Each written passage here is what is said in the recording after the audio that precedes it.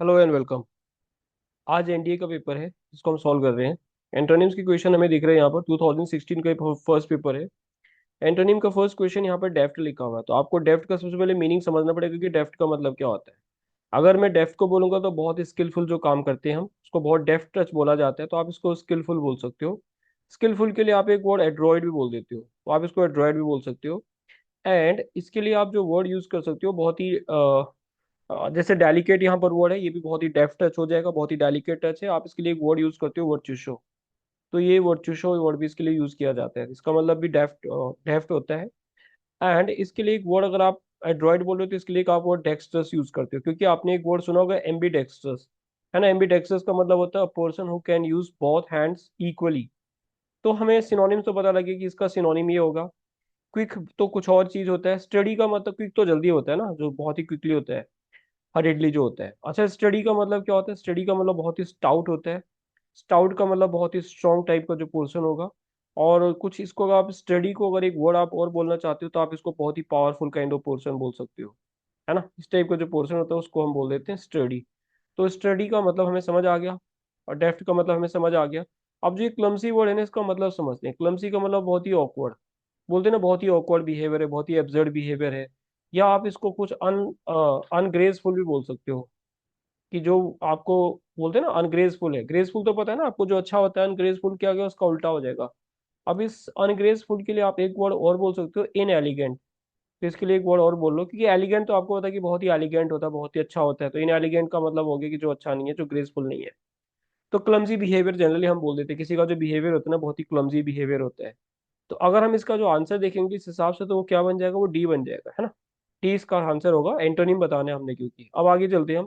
देखो urban urban लिखा है यहाँ पर, तो इसका ऐसा नहीं कि इसका आंसर रूरल हो जाएगा। इसका आंसर जो होगा वो बोलते हैं ना बहुत ही, ये तो पोलाइट बिहेवियर होता है, बहुत ही पोलाइट बिहेवियर है, बहुत अच्छा बिहेवियर है, जो गुड बिहेवियर होता है। तो ये गुड से रिलेटेड यानी पॉजिटिव वर्ड है।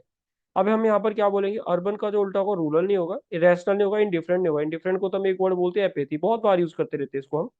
और बाकी डिसइंटरेस्टेडनेस बोलते हैं इसको, अलूफनेस बोल देते हैं। तो इसका आंसर जो बनेगा ना, रूड बनेगा। उल्टा करना है ना, क्योंकि इसका बहुत ही रूड बिहेवियर है। टिमिड डरपोक को बोलते हैं। डरपोक मतलब जो इसको हम कवार्डिस भी बोल सकते हैं।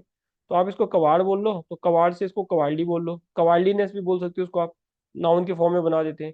तो आप जब इसको कवाल्डीनेस बोलते हो, इसके लिए एक वर्ड और बोल सकते हो आप, उसको बोलते हैं हम टिमोरस। तो टिमोरस भी इसके लिए वर्ड यूज किया जाता है। तो टिमिड का मतलब टिमोरस, और कवाल्डीनेस होता है जो डरपोक काइंड ऑफ पर्सन होता है।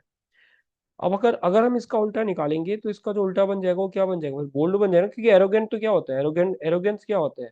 एरोगेंट को हमने एक वर्ड किया होगा जिसको हम बोलते हैं इंसोलेंट बिहेवियर बोल देते हैं ना किसी का। तो हम इसको इंसोलेंट बोल देते हैं। इंसोलेंट का मतलब होता है कि जो बहुत ही घमंडी टाइप का पर्सन होता है। और घमंडी के लिए हमने एक वर्ड बोला होगा सुपर सीलियस। तो आप इसको सुपर सीलियस भी बोल देते हो।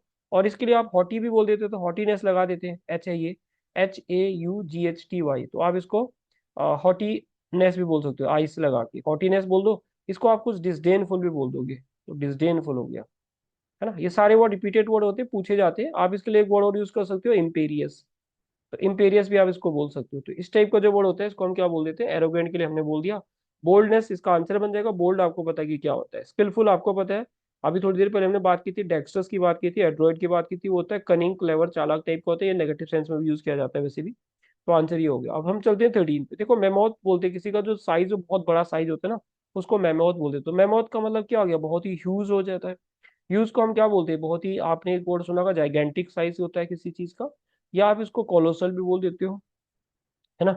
और कोलोसल के अलावा इसको आप मोनूमेंटल भी बोल देते हैं कई बार। तो आप इसको मोनूमेंटल भी बोल सकते हो।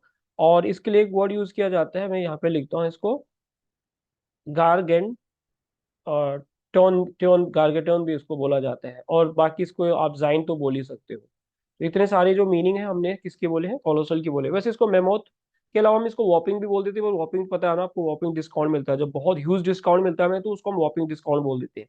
इसका उल्टा करना होगा तो अब आपको पता लग गया होगा, इसका स्मॉल हो जाएगा, क्योंकि सिग्निफिकेंट तो होगा नहीं इसका, अनरूली नहीं होगा, नॉइजी नहीं होगा। नॉइजी तो इसका बनेगा नहीं बिल्कुल भी, तो इसका बन गया स्मॉल।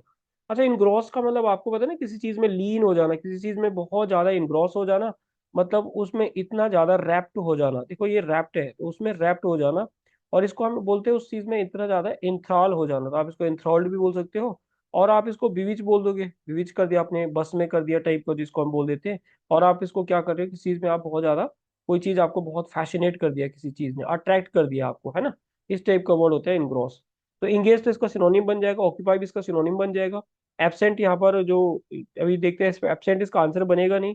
तो जो 14 का जो आंसर बन जाएगा वो क्या बन जाएगा, इनअटेंटिव बन जाएगा। एक तो बहुत ही मगन है, लीन है, ध्यान में है, ये एक दूसरा क्या होगा उसको उल्टा इनअटेंटिव हो जाएगा। अब चलते हैं 15 पे। देखो 15 वर्ड जो लिखा है यहाँ पर, ये लिखा है कि प्रोसीडिंग। तो प्रोसीडिंग का मतलब आपको पता है कि फॉलोइंग हो जाएगा, क्योंकि प्री मतलब पहले होता है और फॉलो मतलब बाद में होता है। तो प्री का मतलब पहले, तो फॉलोइंग इसका हो जाएगा, क्योंकि प्रीवियस बनेगा नहीं, फर्स्ट बनेगा नहीं, लास्ट इसका आंसर बनेगा नहीं। श्रूड का मतलब मैं आपको मीनिंग समझा देता हूँ। श्रूड का मतलब होता है बहुत ही एस्ट्यूट जो होता है, बहुत ही क्लेवर टाइप का जो पोर्शन होगा। तो क्लेवर तो इसका सिनोनिम आ जाएगा। आप इसको बहुत ही एस्ट्यूट बोल देते हो, बहुत ही वाइज टाइप का भी बोल सकते हो, जो थोड़ा चतुर चालाक टाइप का पोर्शन होता है, बहुत ही कैनी टाइप का भी इसका आप बोल सकते हो। बोलते हैं ना, बहुत ही श्रूड गैस है जैसे यहाँ पे लिखा है, या बहुत ही एस्ट्यूट जो गैस लिखा होता है उस टाइप का पोर्शन होता है। अब इसका जो उल्टा बताना होगा ना, तो इसका जो उसका डिस्क्रिमिनेटिंग तो होगा नहीं, क्लेवर इसका सिनोनिम हो गया।